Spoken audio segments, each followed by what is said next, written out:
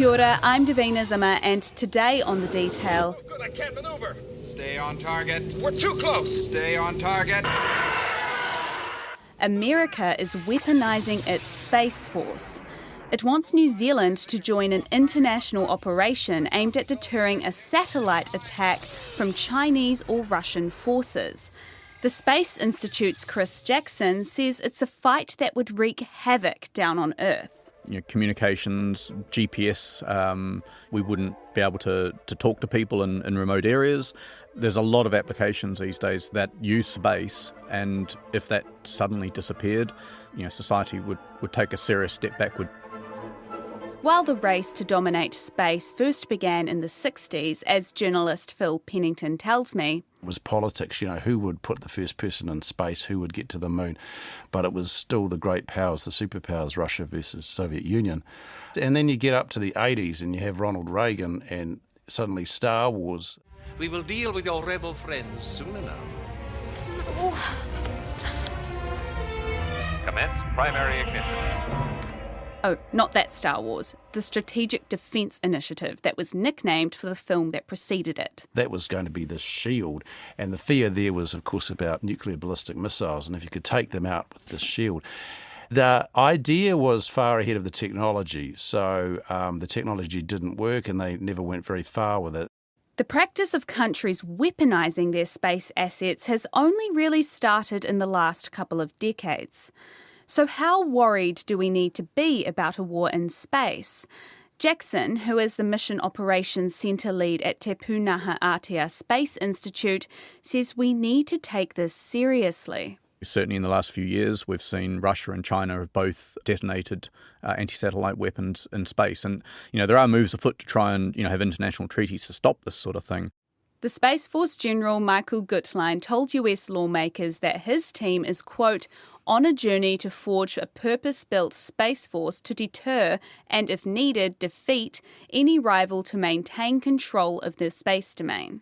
That's why America is trying to get its friends to gang up on China. RNZ reporter Phil Pennington has been to infinity and beyond trying to get answers on what this means for us. The US is really trying to create a global network here that's in contrast to the more isolated stance of Russia and China in space when they're relying on themselves. The US has gone, OK, we need to involve our allies a lot more, and instead of relying on big, really expensive satellites and only having a few of them, if they get taken out, we have a real problem. So the strategy now is to have many, many more satellites. So this is smaller, cheaper ones. As it is for drones, they want to do that too. And that also means you have to have much more ground connections. And that also brings in your allies in the Five Eyes, the spy network. Aside from some military satellites, the race to weaponise space has only really ramped up in the last 15 years. But it's not really that easy to get an understanding of what officials mean when they say they're weaponising space. You have a real double speak going on because on the one hand they talk about peace and stability, but on the other hand you have quotes like this. Competitors have weaponised space in a way that holds US and allied capabilities at risk, and in doing so they have created the most competitive and dangerous space environment in history. That's a direct quote from Space Force. This is a $50 billion agency, so it's gone from nothing in 2019 to $50 billion now. And in New Zealand's place in that is quite unique because, we don't have weapons factories, but what we do have is very clear southern skies, and because of Rocket Lab, we have a proven launch capability. So we're the fourth equal busiest launch country on Earth. It wouldn't probably have come to the US's great attention, and you don't see it prior to, say, 2020. But now what we're seeing is that as the US goes trying to line up its allies, New Zealand is getting increasingly involved with that. We've got satellite tracking and monitoring. That's quite a new thing in the last few months out of Auckland. That's a New Zealand Defence Force centre, but it was set up at the invitation of the US and is funded primarily by them. We have analysts from the New Zealand going over to look into missions and tasking and analysing of missions at Space Force in California. They take part in the Shriver War Games. So they're basically simulations of satellites being attacked and what they would do next. They Right. call it counter space operations. And they put out a new vision alongside Five Eyes allies, and also France and Germany are often part of this. And that vision has an element of not as belligerent language as you get out of the US, but it's quite strong. And on the political side, we are closer now than we have been, and the move is all towards getting closer on space. So you see Judith Collins, she met two of the top US space generals from Space Force in April. We don't know what went on there. This is, of course, when they're in front of US lawmakers pitching for their budget. So they do tend to play these things up. But they made very hawkish comments about the threat that China posed from lasers and hypersonic missiles and these sorts of things. And Judith Collins was there in April with them. She has said that we welcome a new strategy from US Space Force, which is to bring in companies that they can actually use, especially if there is a conflict, they can call them in and get them to launch the replacement satellites quickly. And they also said back when Judith Collins met the Defence Secretary of the US earlier this year that our overall defence strategy and theirs are in alignment. I'm still trying to wrap my head around what this war in space would actually look like. You're not the only one trying to figure it out because it's never happened. I think there's a lot of secrecy around this, and there's also a lot of rhetoric. And in New Zealand, there's a lot of silence. But from what we can hear from the US, they actually note that, it's not clear. It's hard to know, they say, what would happen in a space war. And that's because there's a lot of uncertainty around what they call operating concepts, the pace of technological change, and they also note the secrecy surrounding space capabilities. But you can see from, some of those weapons that I read out there, directed energy weapon, that's a laser, right? And you think, well, is that just science fiction? In exactly 6 hours, the moon will move in its orbit around the Earth, bringing Washington, D.C. within range of my giant laser. Begin laser ignition sequence. But it's not. There's a report just earlier this year about part of the US funding for Israel was over $1 billion to develop a laser. That's a ground laser to take out missiles, fired on them.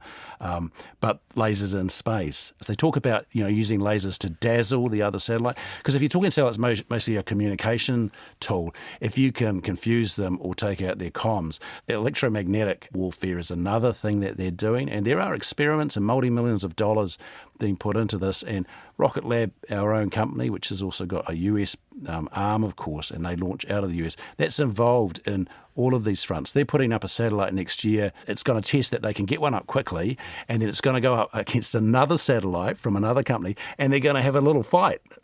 They've talked about Chinese satellites that have arms on them, for goodness sake, that can wrangle a satellite.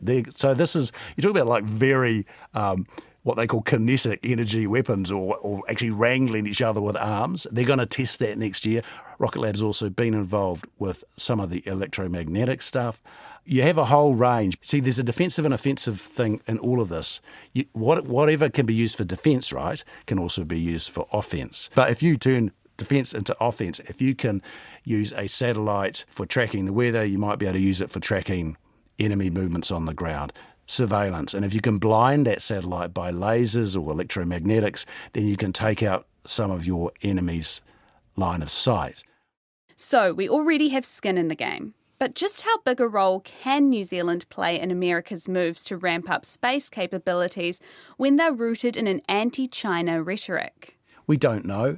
We've asked the government. Judith Collins was very tight-lipped on that, and she really just said, look, the US Space Force's strategy is their strategy. It's their own one. But as I've said, we are more closely aligned to them than we have been. We've sent to them the signal that our regulatory system is friendly to responsive launches. Now, responsive launches are the rapid space launch that you would need in a war, and that's what the US has signalled it wants.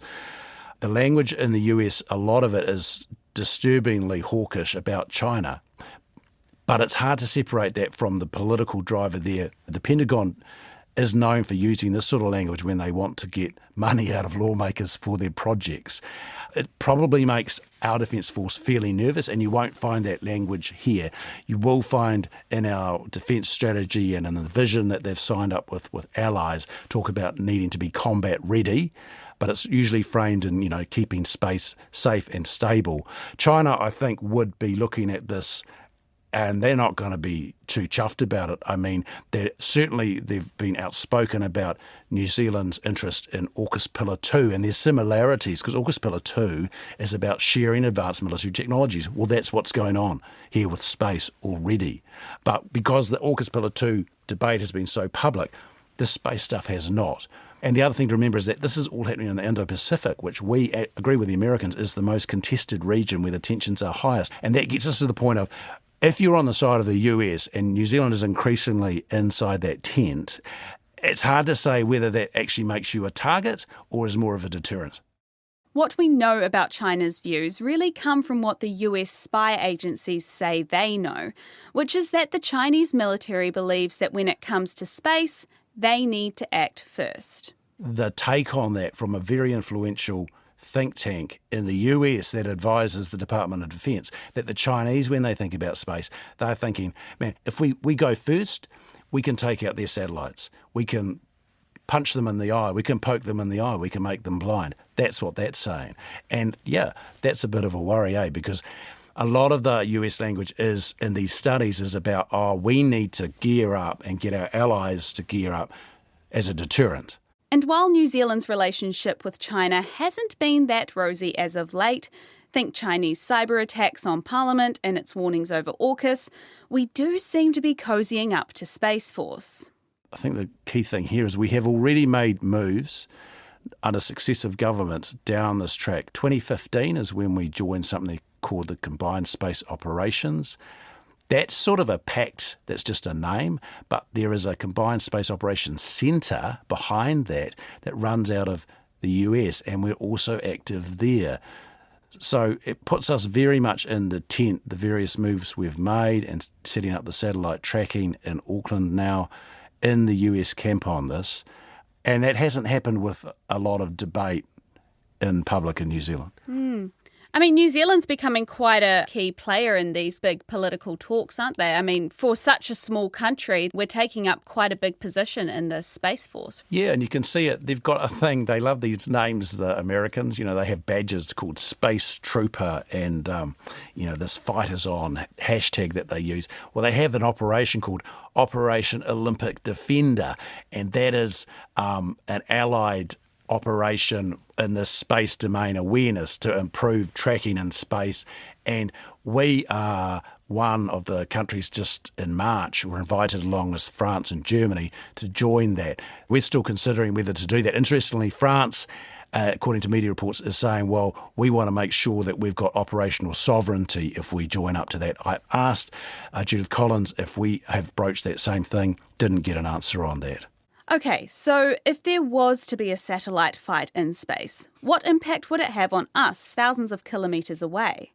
Here's Chris Jackson, Mission Operations Centre Lead at Te Pūnaha Aotea Space Institute at Auckland University. I mean, these days, satellites are involved with everything we do.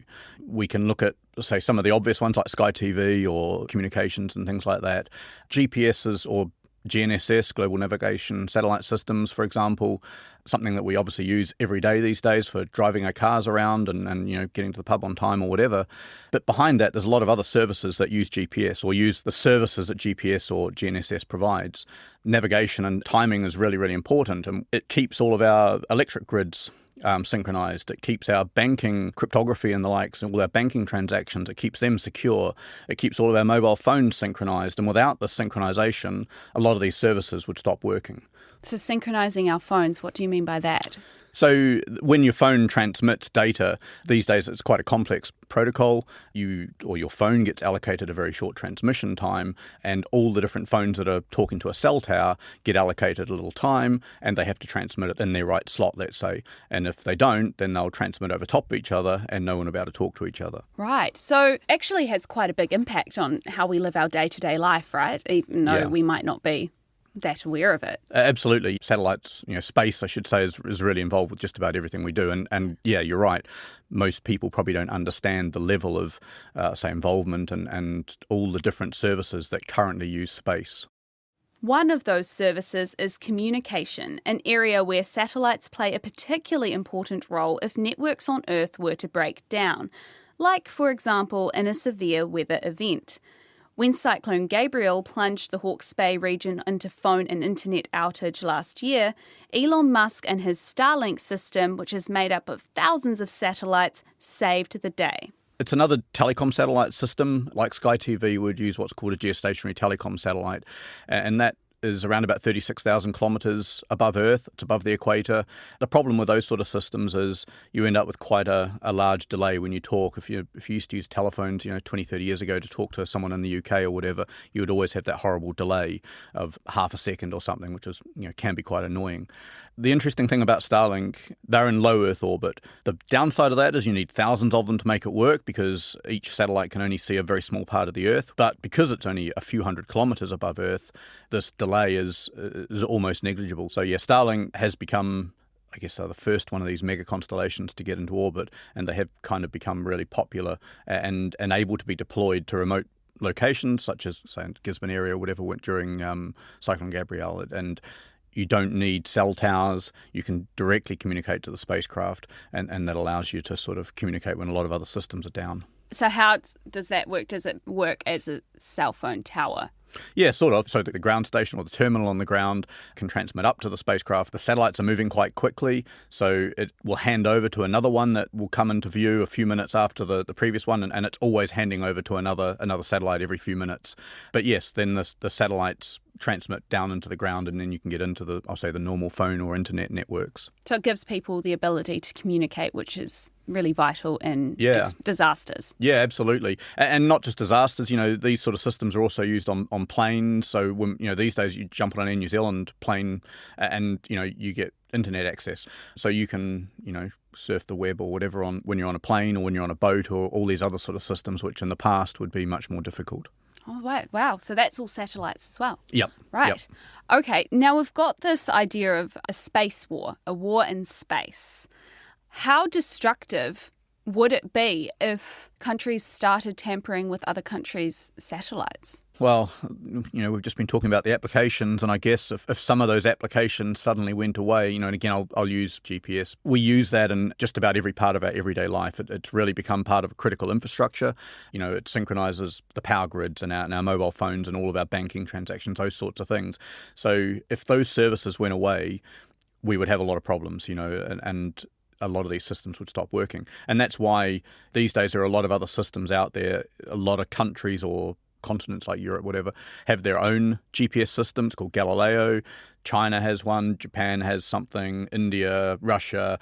They've all got that, and that's because they're really critical to everything we do, and they want that independence. They didn't want to be relying on GPS, which is a US military system. For my sake and for the listeners' sake, can you paint me a picture of what would happen if the satellites that New Zealand relies on, for example, were all tampered with and all basically gone? Well, yeah, it's hard. I mean, again, if we look at some of the applications that we use, we've talked about communications, so potentially things like Starlink, and when we have emergencies like we did with Cyclone Gabrielle last year, we wouldn't be able to use those systems to talk to people in remote areas. We wouldn't be able to get weather information. We use a lot of satellites that are able to look at the weather patterns and give us our weather forecasts. So these sort of systems potentially may not be available. Communications, GPS, there's a lot of applications these days that use space, and if that suddenly disappeared due to some sort of, I'll say, space war or something like that, I think society would take a serious step backwards in many, many different areas. A lot of things that we don't even think about these days. And like you said, it would have an impact on banking systems and cell phones and stuff like that as well. Yeah, exactly. Right? Something which are basic infrastructure, right? These days, if we didn't have mobile phones, suddenly we wouldn't be able to communicate at all. So yeah, it's pretty critical, I think, and that's why some countries do have this critical infrastructure that they make sure will work under, I'll say all circumstances. You can never say all these days, but, certainly a broad range of circumstances. Yeah. And so how long would it take to repair a satellite like that was damaged? Can you repair it? I guess it depends on what's happening. There are anti-satellite weapons out there. There have been a couple of tests by Russia and China over the last few years that shoot, missiles to blow up satellites. If you do something like that, repairing, it's clearly off the table. The likes of GPS and Galileo and all these sort of navigation systems, they do have a number of spacecraft. So Galileo, I'm not quite sure exactly where they're up to now, but they're heading towards 30-odd satellites. So if you lose one or two, your accuracy of your position might get a little bit worse. Planes landing, because they use these systems as well, they might have a bit of a degradation in their accuracy. But unless you start losing a lot of them, it's probably not going to cause a major problem. But if you do have to replace them, you're talking many, many years to replace a spacecraft, probably 3 to 5 years minimum. We always need to take stuff seriously. And if we do get into a situation where different countries are shooting down each other's satellites, that has other impacts. So for starters, it has the immediate impact of you lose a service. And if that happens, the results are kind of what we talked about. But there's also a follow-on effect as well, in that we cause a load of space debris. And that in itself potentially means we can't put satellites back into certain areas again, which, if we really got into a space war, cause lots of debris in orbit, it may make parts of space, shall we say, unusable again. Right now, I'm on the bridge of the toughest, fastest, most powerful ship Starfleet has ever put into service. And I've got a fleet of them at my back. We've got our phasers locked on your warp cores. And nothing would make me happier than you giving me an excuse to kick your treacherous Tal Shiar ass. And so it may not just be a case of replacing what was previously up there. Again, I kind of hope that never happens. But as I said, certainly in the last few years, we've seen Russia and China have both detonated anti-satellite weapons in space. And, there are moves afoot to try and, have international treaties to stop this sort of thing. And it is my duty to inform you that the United Federation of Planets has designated planet Julian 4 in the Vite sector as under the protection of Starfleet, according to the terms of the Treaty of Algeron. It is interesting that when I've talked to people about doing this story, people have laughed and basically, lasers and Star Wars, they're referring back to the Reagan era. They don't think it's actually serious, which is a bit surprising given really in the last 5 years this has really ramped up. We just haven't been following it. Really our only exposure to this in a lot of cases has been Rocket Lab's own announcements about the latest contracts they've got, because quite a few of those, they've got over $800 million of contracts with the Department of Defence. So you can track it a little bit there. But the language is so coded on this, it's so technical that you really struggle to know what it is they're putting in space to do what. And that's part of the challenge here. Is it military? Is it commercial? Is it both? And if it's both, are we only being told about the commercial side of it? Because we need to know more about where we're positioned in this, where we're walking towards, and what, taking into account what China might think about that.